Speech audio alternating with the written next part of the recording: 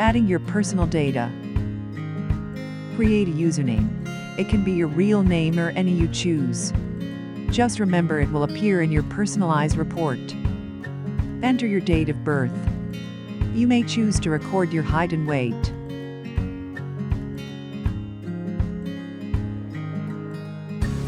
To make sure the product is right for you, answer if you are using birth control containing hormones, hormone replacement therapy, or medications affecting FSH, and if you've had any surgery affecting your cycle or been diagnosed with PCOS. If you answer yes to any question, the product isn't suitable for you as it relies on your natural FSH and cycle data.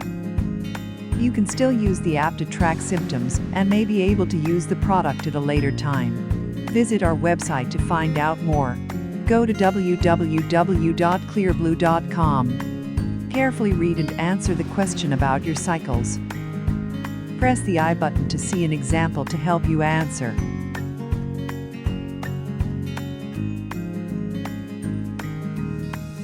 Enter the date your last period started, or you can answer I don't know. Set up reminders to take a test or log symptoms. Click Allow to enable reminders and notifications. And that's it. Check your data in the summary. Easily edit any answer if needed, then click Continue to finish.